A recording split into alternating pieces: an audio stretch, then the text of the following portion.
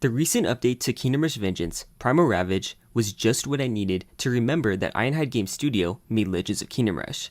So, after not touching the game ever since it expired for me on iOS, I'm back to playing it, this time on Steam. Man oh man, does this game fill me with inspiration.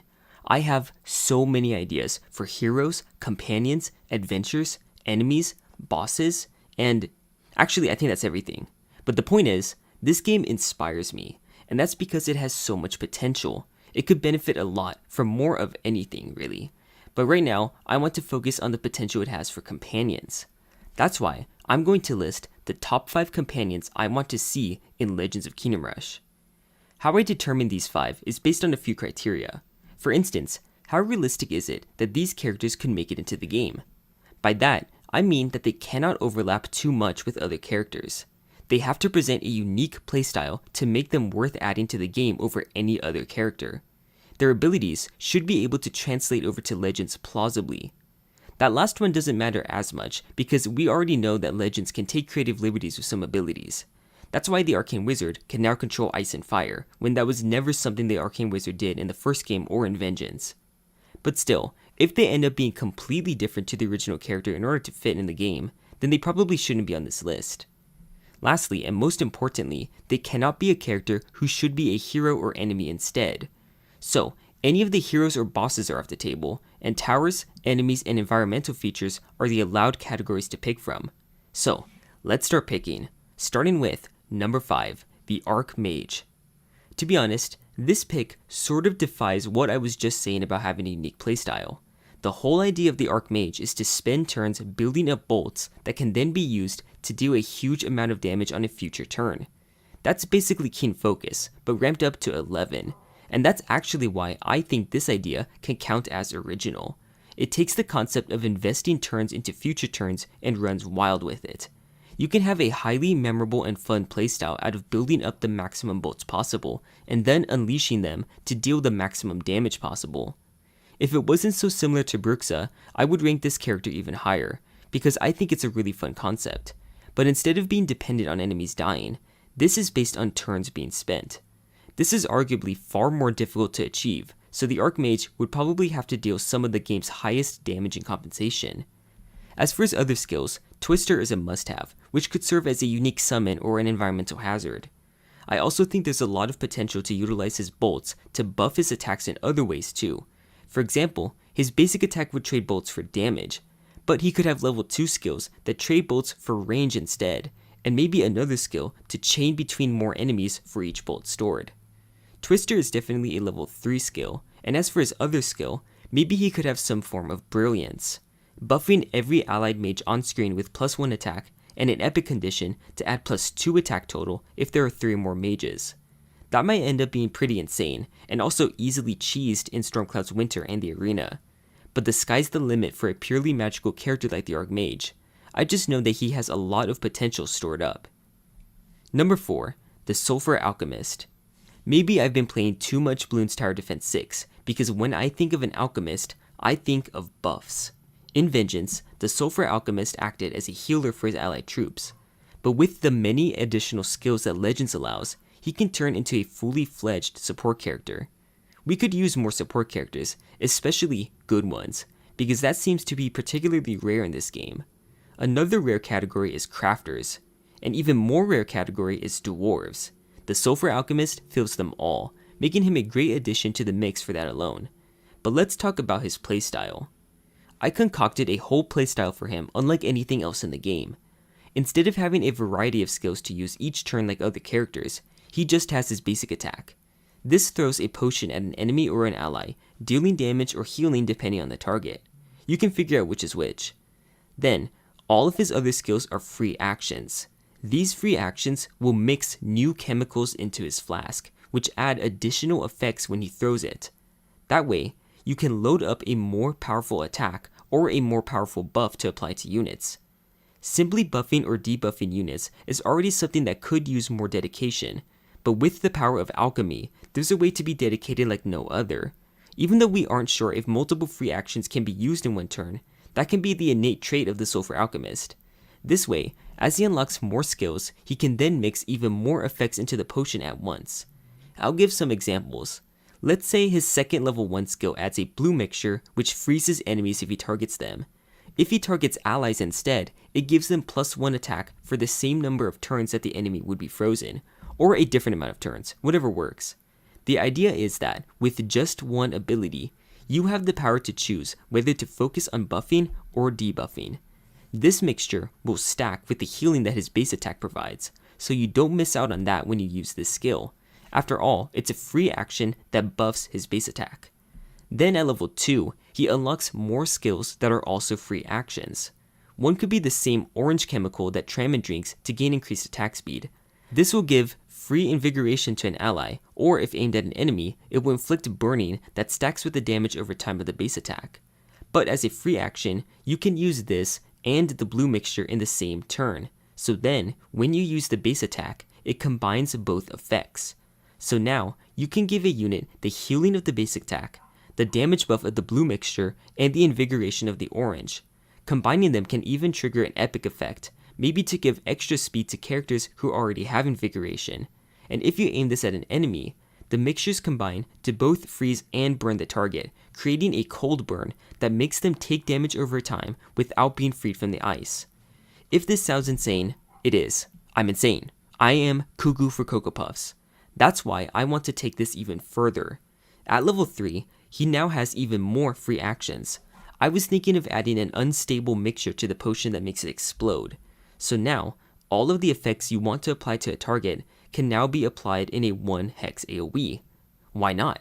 He's a support character. This kind of stuff needs to be strong, otherwise there's no point to using a support character when a straightforward one can get the job done way more easily. At least with this character, the thinking that goes into mixing the potions on the right turn to get the best effects possible will pay off very well, especially since these skills will all have cooldowns.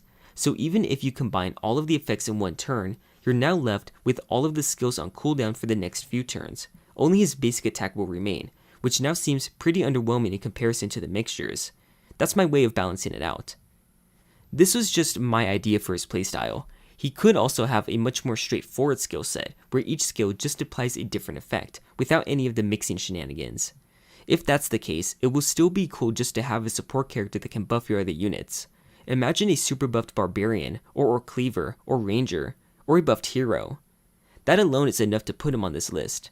But to be honest, if he got the playstyle I described, that would instantly shoot him up to my number 1. Speaking of that, let's get closer to that on this list by proceeding to number 3, the Assassin. We all knew the Assassin was going to be on this list, it was just a matter of where. Both of the previous characters on this list had a playstyle focused on stacking up power. The Assassin is sort of like that too, because he obviously is going to be an athletic character, which means he gets keen focus. But his playstyle is focused on biding your time, not for a massive impact, but rather a calculated, efficient maneuver. The Assassin is a glass cannon melee character. This playstyle is higher risk than a ranged glass cannon, so it should be higher reward to compensate. The Orc Cleaver already has 5 attack, and he's far less of a glass cannon than the Assassin would be.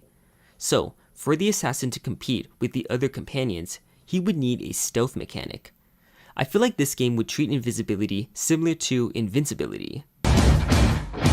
If the show's called Invincible, then why can I see it? If you're hidden from an enemy, they can't target or attack you, so it effectively works the same way. However, they would simply direct their attacks to other characters instead. So the trade-off for not being vulnerable to any attacks while invisible is that every other character is vulnerable. He has no tanking potential at all. But when he finally gets the chance to emerge from the shadows and go in for the kill, the damage will be tremendous. I was thinking of stealth automatically triggering as long as he doesn't attack. Of course, this means that he also gets keen focus automatically. But to be honest, he deserves all that damage. The Assassin should be a character who carefully sneaks past the front lines of enemies and executes a dangerous target. From there, he is once again vulnerable because he is no longer in stealth, but the target he has just assassinated is no longer a threat. Therefore, it should be safer for the rest of your units to move in and wipe out the remaining enemies, with the Assassin supporting them while taking no damage himself. His higher level skills should give him options to deal with this part of the fight, like ranged daggers to quickly dispatch mobs, and a counterattack to protect himself from enemies. I'm also thinking of having epic effects for backstabbing enemies, similar to Azura. Also, epic effects for attacking out of stealth, to further reward the patience of this playstyle. All in all, I think the playstyle is cooler than the previous two, despite its lack of scale. In fact, the subtlety of sneaking up to an enemy to kill them, and the raw effectiveness of the damage thanks to every drawback in its playstyle even in and out, is exactly what makes it cool. So cool that it is cold and calculated, like the assassin himself.